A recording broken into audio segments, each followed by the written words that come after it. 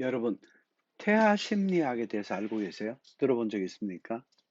인부가 퇴담을 하면 정말 태아의 뇌 발달에 차이를 만들까요? 또는 임신부의 목소리 톤은 태아의 뇌 발달에 차이를 만들까요? 아빠가 퇴담을 해주면 자궁 속 아기한테 어떤 영향을 주게 될까요? 태교 음악은 실제 얼마나 태교에 도움이 되고 또 명상의 효과는 정말 있을까요? 대부분 이걸 여쭤보면 기본적인 공감은 하지만 아주 절실하게 이걸 느끼고 있는 분은 많지 않은 것 같습니다. 오늘 여기에 대해서 근본적인 해답을 좀 말씀드릴게요. 최근 20여 년이 넘게 눈부시게 발전한 학문 분야가 있는데요. 신경과학, 출산심리학, 태아 및 영유아 발달심리학입니다. 이 분야가 발전하면서 유전이 가장 중요하다는 믿음이 깨졌고 수정하는 순간부터 아기의 뇌 발달이 진행된다는 사실을 알게 됐습니다. 뇌를 스캐닝을 해보면 아기들의 학습이요, 언제나 일정하게 진행되는 게 아니고 연령에 따라서, 시기에 따라서 영역별로 아주 폭발적으로 일어난다는 사실을 알게 됐습니다. 시각이나 후각 같은 기본 감각은 물론이고 언어, 음악, 수학에 이르기까지 뇌의 여러 영역들이 일정에 따라서 순서대로 활성화된다는 거죠. 다시 말하면 해당 기술에 대한 뇌의 영역이 활성화되어 있을 때 아기한테 그걸 가르치면 그 기술을 굉장히 잘 배울 거고요. 그 시기를 놓치게 되면 나중에 그 기술을 배운다는 건 물론 불가능하지는 않겠지만 매우 어렵다는 뜻입니다.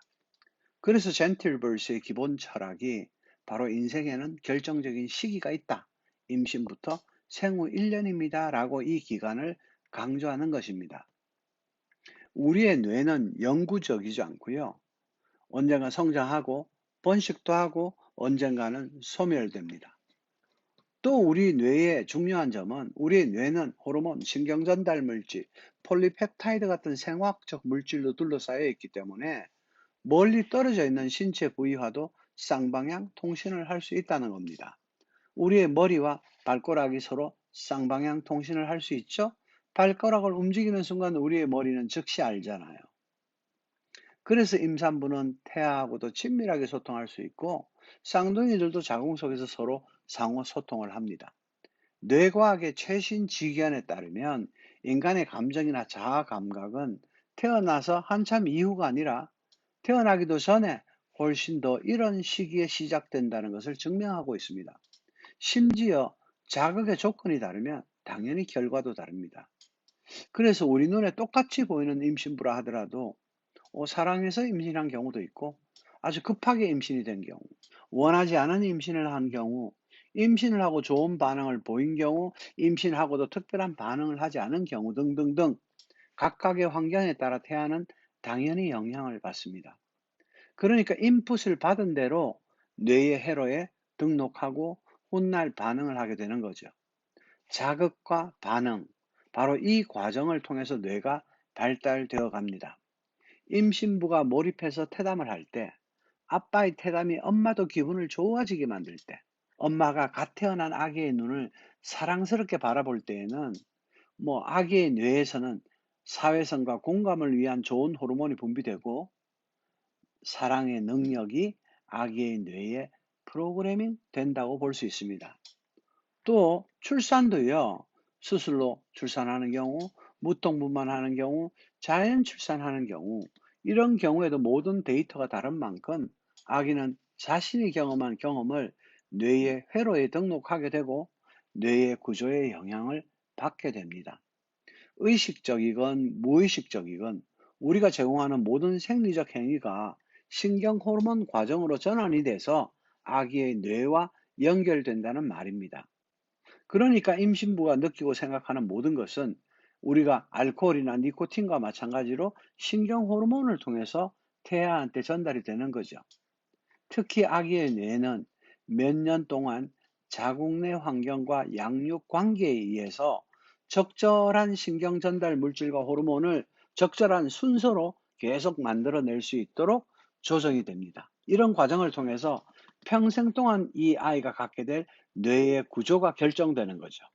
만약 불완전하거나 부적절한 조정 과정을 보내게 된다면 인간의 가장 진보된 기능을 담당하고 있는 바로 전두엽 피질의 신경망이 손상될 수도 있습니다. 하지만 엄마가 아기를 쓰다듬을 때, 아빠가 딸이나 아들과 놀아줄 때와 같은 아주 긍정적인 생리적 행위는 즉시 신경호르몬 과정으로 전환돼서 신체를 변화시키고 아기의 뇌와 연결돼서 사랑의 흔적이 회로에 남게 되겠죠. 결론적으로 유전이 결정적인 요인이 아니라 바로 환경이 아기의 발달에 가장 중요하다는 점이고요.